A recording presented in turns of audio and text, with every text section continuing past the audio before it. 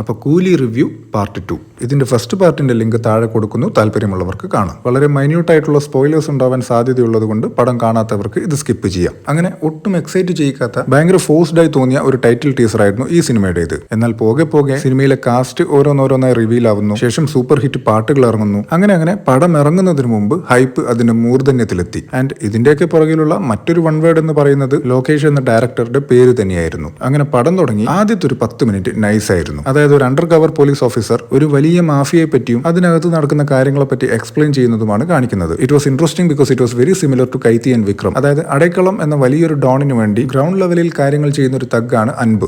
അതേപോലെ റോളക്സ് എന്ന വലിയൊരു ഡോണിന് വേണ്ടി ഗ്രൗണ്ട് ലെവലിൽ കാര്യങ്ങൾ ചെയ്യുന്ന ഒരാളായിരുന്നു സന്ദനം. ഇതേ ഒരു ലൈനിൽ തന്നെയാണ് ഇവിടെയും കാര്യങ്ങൾ വരുന്നത്. ഒരു വലിയൊരു മാഫിയ ബോസിന്റെ ലെഫ്റ്റനന്റായി വരുന്ന ദയാൽ. സോ ഇത്രയും സ്റ്റാർട്ടിങ് കണ്ടപ്പോൾ ഞാൻ ത്രിൽഡായി. എന്നാൽ ഇനിയാണ് നമ്മുടെ ഹീറോയുടെ ഇൻട്രോ. എന്തോ എനിക്ക് എത്ര ശ്രമിച്ചിട്ടും അങ്ങനെ ഒരാളെ ഇൻട്രൊഡ്യൂസ് ചെയ്ത് കണ്ടതിൽ ഒട്ടും പഞ്ച് തോന്നിയില്ല. അതിനുശേഷം വരുന്നു നായകന്റെ ഇൻട്രോ സോങ്. 10-30 സെക്കൻഡ് ഉള്ള ആ പാട്ടിന്റെ ടീസർ ആദ്യമായി കണ്ടപ്പോൾ അതിൽ ഒരുപാട് ബാക്ക്ഗ്രൗണ്ട് ഡാൻസേഴ്സിന്റെ മുന്നിൽ നിന്നുള്ള രജനീകാന്തിന്റെ സ്റ്റെപ്സ് ഒക്കെ കണ്ടപ്പോൾ അന്ന് ഞാൻ കരുതിയിരുന്നു ഇത് തിയേറ്ററിൽ ഒരു വൺ ഓളമായിരിക്കുമെന്ന്. ബട്ട് ഞാൻ കണ്ട തിയേറ്ററിൽ ആരും അനങ്ങുന്നുണ്ടായിരുന്നില്ല. ഇനി ഇതും കഴിഞ്ഞ് തൊട്ട് അടുത്ത സീനിൽ കഥ കാര്യത്തിലേക്ക് കടക്കുകയാണ്. ഔട്ട് ഓഫ് നോവർ ഒരാൾ വന്ന് നമ്മുടെ നായകനോട് പറയുകയാണ്, ഉങ്ങളുടെ ഫ്രണ്ട് ഇറന്നിട്ടാണെന്ന്. എപ്പടി എന്ന് ചോദിക്കുമ്പോൾ അറ്റാക്ക് എന്നും പറഞ്ഞ് അയാൾ പോകുന്നു. ശേഷം നായകൻ ഈ മരണ വീട്ടിലേക്ക് പോവുകയാണ്. എന്നാൽ നായകനെ കണ്ടതും ഈ കൂട്ടുകാരന്റെ മകൾ അഥവാ സിനിമയിലെ നായിക നായകനോട് ദേഷ്യപ്പെടുകയാണ്. അപ്പൊ ഞാൻ കരുതി അവരുടെ അച്ഛൻ മരിച്ചതിൽ നായകൻ എന്തെങ്കിലും പങ്കുള്ളത് കൊണ്ടായിരിക്കും അവരങ്ങനെ പെരുമാറുന്നതെന്ന്. എന്നാൽ തൊട്ടടുത്ത സീനിൽ ഇവർ തമ്മിൽ സംസാരിക്കുമ്പോഴാണ് നമുക്ക് കാര്യം മനസ്സിലാവുന്നത് ഈ നായികയ്ക്ക് ഇയാൾ അറിയുകയേയില്ല. അപ്പൊ പിന്നെ എന്തിനാണ് തുടക്കത്തിൽ ഇവർ അയാളോട് ദേഷ്യപ്പെട്ടത്? ദൈവത്തിനറിയാം. ഇനി ഇതും കഴിഞ്ഞ് വരികയാണ് ഞാൻ എന്റെ ലൈഫിൽ കണ്ടതിൽ വെച്ച് ഏറ്റവും ബോർ സോങ് പ്ലേസ്മെന്റ്. പറഞ്ഞു വരുന്നത് മോണിക്ക സോങ്ങിനെ പറ്റിയാണ്. ആ പാട്ട് യൂട്യൂബിൽ ഇറങ്ങിയ സമയത്ത് നമ്മുടെ സൗബിന്റെ ഡാൻസ് ഒക്കെ കണ്ട് ഇത് വരുമ്പോൾ തിയേറ്റർ കത്തും എന്നൊക്കെ ഞാൻ കരുതിയിരുന്നു. പക്ഷെ ആ ഒരു സോങ്ങിന്റെ പ്ലേസ്മെന്റ്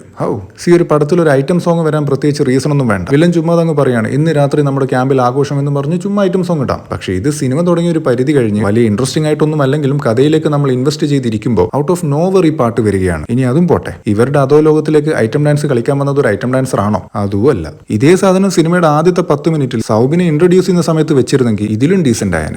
അത് വിട്. അങ്ങനെ ഈ പാട്ടിന്റെ അവസാനമാണ് നമ്മുടെ വില്ലന്റെ എൻട്രി. ഇതിനിപ്പോ എൻട്രി എന്ന് വിളിക്കണോ റീ എൻട്രി എന്ന് വിളിക്കണോ എന്നറിയില്ല. കാരണം ഒരു കഥാപാത്രത്തെ ഫുൾ ബോഡിയായി ഓൾറെഡി ഒരു 5-10 മിനിറ്റ് കാണിച്ചതിന് ശേഷം വീണ്ടും ഇങ്ങനെ ഒരു ബിൽഡപ്പ് കൊടുത്തു കൊണ്ടുവന്നത് എന്തിനാണെന്ന് എനിക്ക് മനസ്സിലായിട്ടില്ല. എനിവേസ്, അത് കഴിഞ്ഞ് അവിടെ ഒരു സീൻ നടക്കുന്നുണ്ട്. അതായത് ഇവരുടെ കൂട്ടത്തിൽ ആ ഒരു ഇൻഫോമറെ പിടിക്കുന്ന സീൻ. അവിടെ സംഭവിച്ചത് ഒരു ടോട്ടലി അൺഎക്സ്പെക്ടഡ് സംഭവമായിരുന്നു. അതുവരെ സീറ്റിൽ ഊഞ്ഞാലാടിക്കൊണ്ടിരുന്ന എന്നെ പെട്ടെന്ന് പിടിച്ച് ഹുക്ക് ചെയ്യിപ്പിച്ച ഒരു സംഭവം.